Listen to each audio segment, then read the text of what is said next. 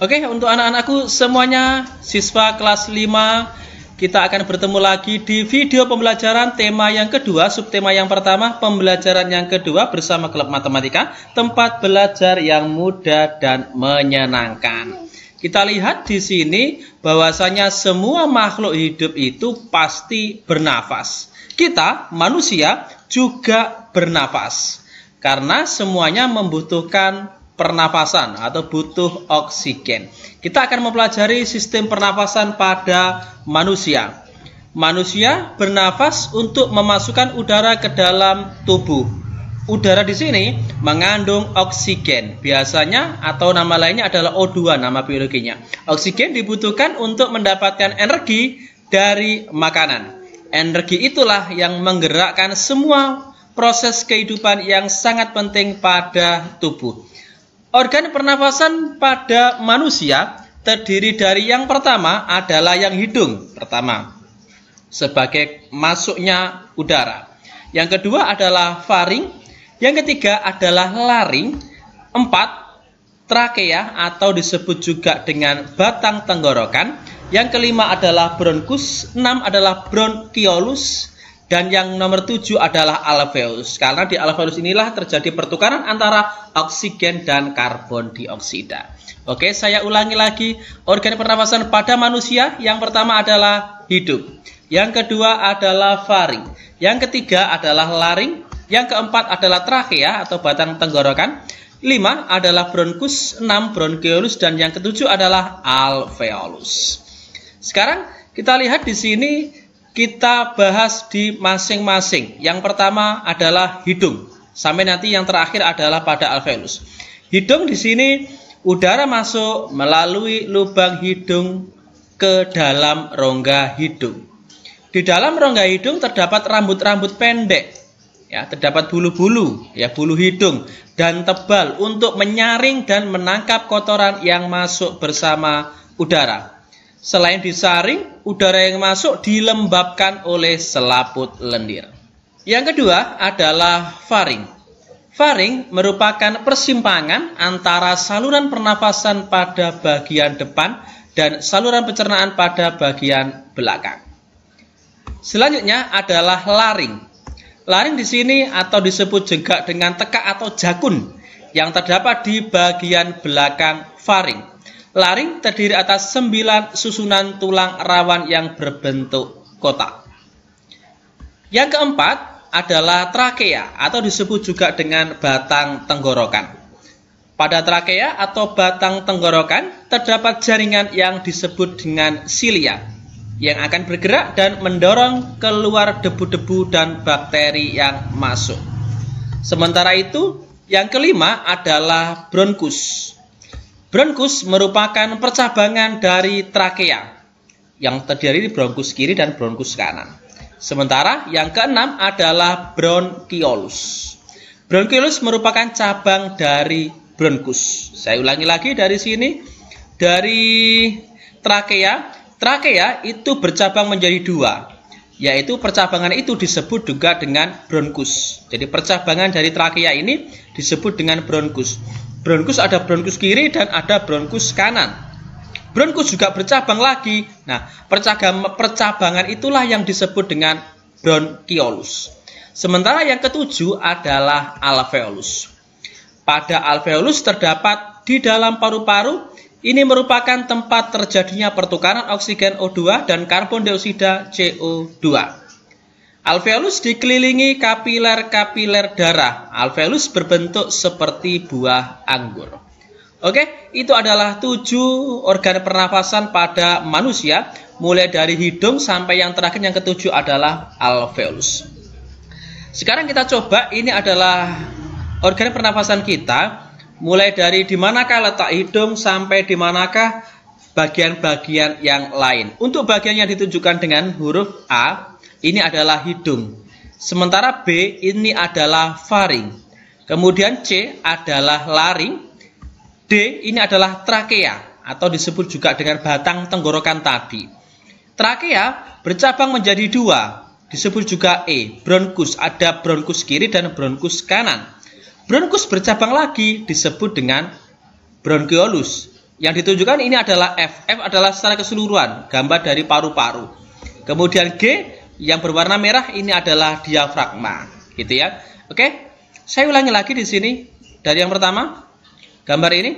Yang A adalah hidung, B adalah faring, C laring, D trakea atau batang tenggorokan, E bronkus, F paru-paru, kemudian G-nya adalah diafragma.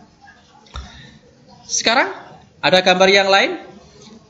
Ini mulai dari huruf A sampai dengan I. Kita coba sebutkan bagian-bagiannya. Dimulai dari A. A secara keseluruhan di sini adalah paru-paru yang sebelah kanan. Kemudian B ini adalah bronkus kiri.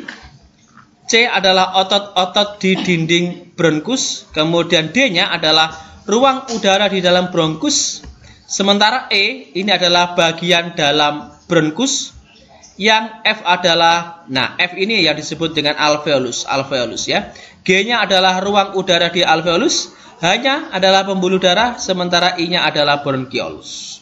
Ini adalah mulai dari A sampai dengan yang I di bagian sistem pernafasan manusia. Sini udara masuk ke dalam tubuh pasti melalui lubang hidung, lalu masuk ke dalam batang tenggorokan.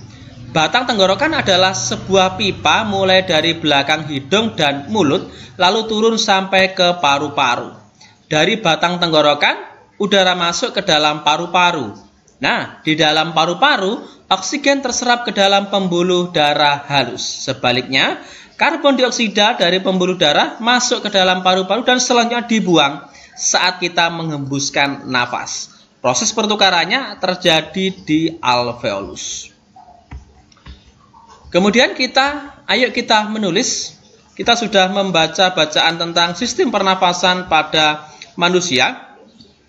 Dari bacaan tersebut, buatlah pertanyaan menggunakan kata tanya apa, di mana, kapan, mengapa, dan bagaimana. Tuliskan pertanyaan sebanyak-banyaknya.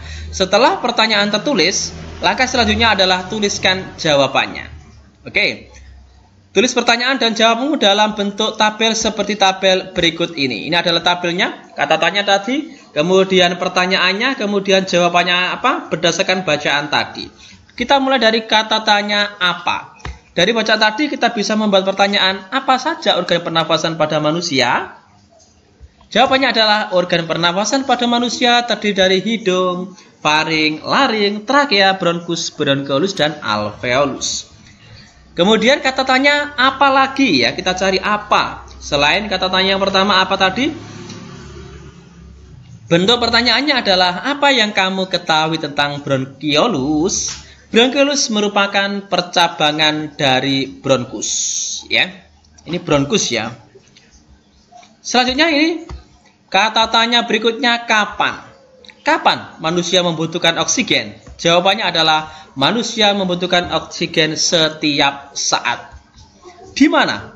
Kata tanya di mana? Pertanyaannya adalah di mana letak faring?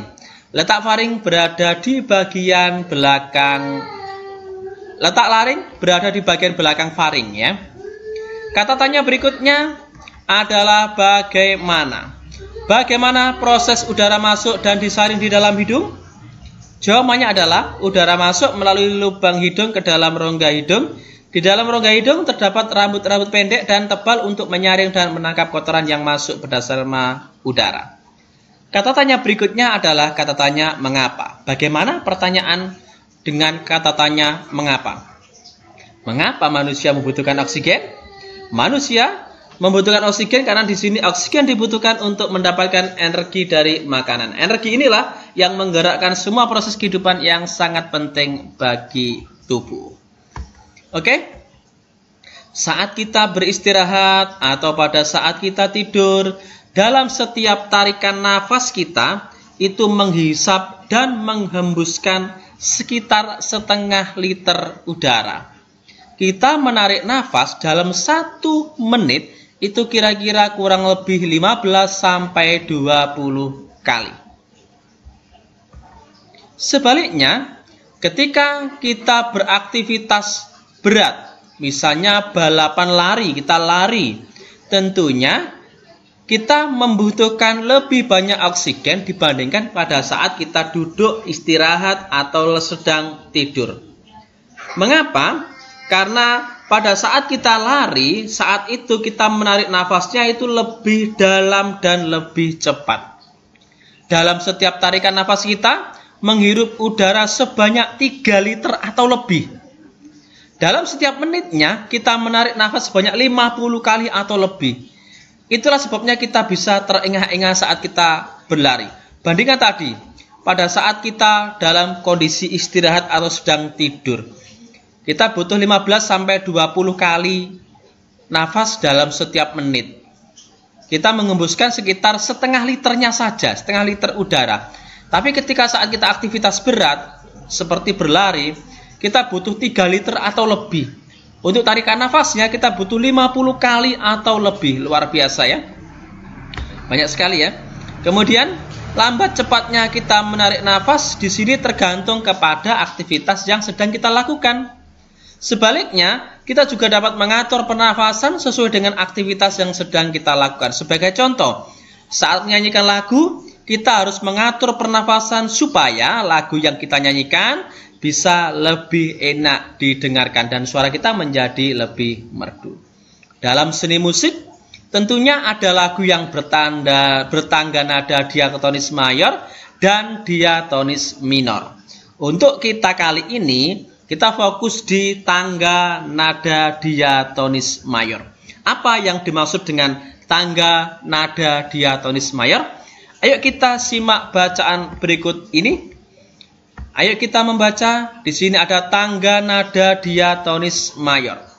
Tangga nada merupakan susunan yang berjenjang. Misalnya do, re, mi, fa, sol, la, si, do.